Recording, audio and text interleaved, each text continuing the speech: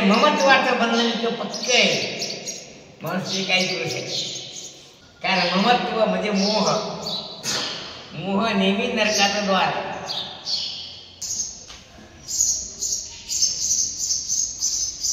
म्हणून अहंकार आणि ममता माणसाचं जीवन गढूळ करणार आहे. माणसाचं जीवन बेरंग करून टाकणार आहे. माणसाचं जीवन अस्वस्थ करून टाकणार आहे. म्हणून अहंकार आणि ममता हे तोडल्याशिवाय परमशांतीला मन प्राप्त होत नाही.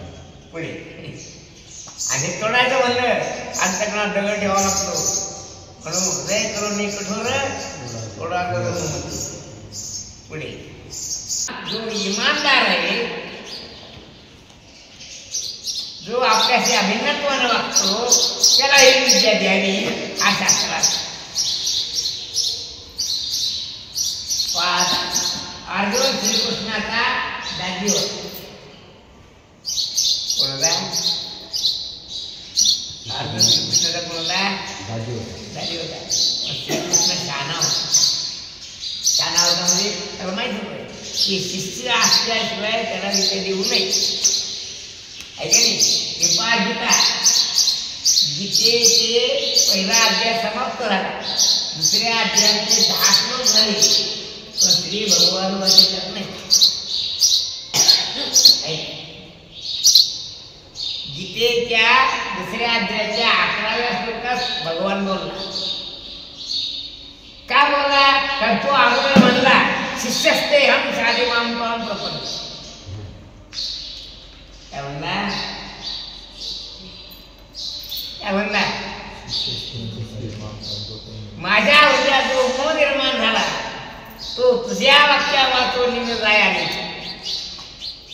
काय म्हणला? हे समस्त कुळ देखोनी जो मोह बदला म्हणी तो तुझ्या वाक्या वाचून निघून जाय. त्याचा निर्धार झाला, त्याला पक्का निश्चय झाला की यानं आपल्याला सांगितल्याशिवाय आपला मोह निवृत्त होणार नाही. काय म्हणून तो रडत रडत काय म्हणला? कार्पण्य दोषो भवतः स्वभाव पृच्छामि त्वां धर्म सम्मूढचेताः यच्छ्रेयस्यान्विष्टं ब्रूहितन्मे शिष्यस्तेऽहं शाधि मां त्वां प्रपन्नम्. काय म्हणला? हे समस्त कुळ देखोनी दोष शोकू पणला म्हणी. काय हे माझ्या ममत्वाचे विषय पाहून मला जो शोक निर्माण झाला, त्या शोकाची निवृत्ती तुझ्या उपदेशावातून होणार नाही. म्हणून मी तुला शरण आलेला आहे. स्वाम प्रपन्नम माम शाधी.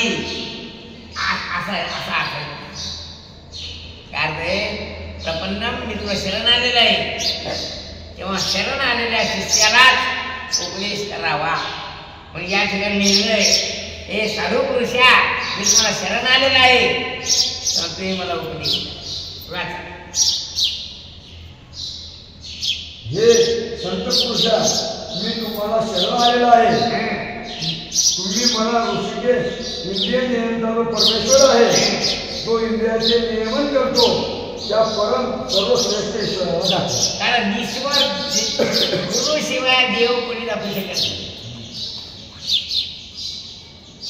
काय गुरुतेचं ज्ञान आणि ज्ञानी आत्मदर्शन.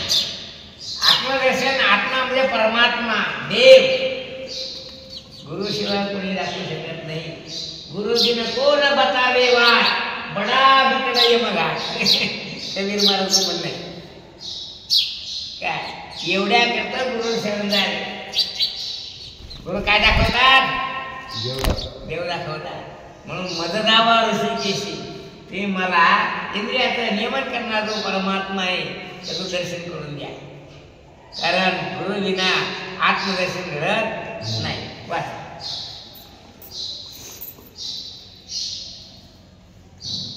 ईश्वर दर्शनाचा अत्यंत सोपा जो मार्ग असेल, ज्या मार्गाचे अनुसरण केले असता जन्म मरणाच्या खेपा सुटतील असा सुलभ मार्ग तुम्ही मला दाखवा. सोपा मार्ग बरेच आहे. अवघड मार्ग. एकांगोष्टी तप करते श्री घेते व्रत तुझ लागे पंढरीनाथा वैवा जागृत. म्हणजे ईश्वर दर्शनाकरता लोक डाव्या पायाच्या अंगठ्यावर उभे राहतात. किती? आणि हजारो वर्ष तपश्चर्या करतात. सोपं झालं काय? काही लोक झाडाला मुठी लटकून राहिले, काय केल्या? तपश्चर्या केल्या. तेव्हा आम्ही तर पहिले चुकते लोक आहे, हळवे चोर, चपाती चोर काय.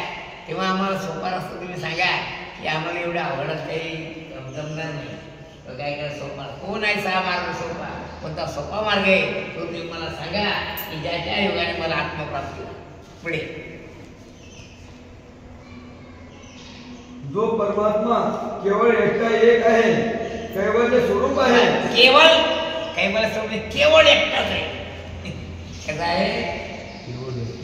नचैकम द्वितीयम कुतस्या, ज्याच्या ठिकाणी एकाचाही अभाव आहे, केवळ आहे असा कैवल्य स्वरूप जो परमात्मा आहे तो तुम्ही मला दाखवा. ज्याच्या ठिकाणी द्वैत आहे, दोन आहे, भेद आहे असा देव तुम्ही मला दाखवू नका.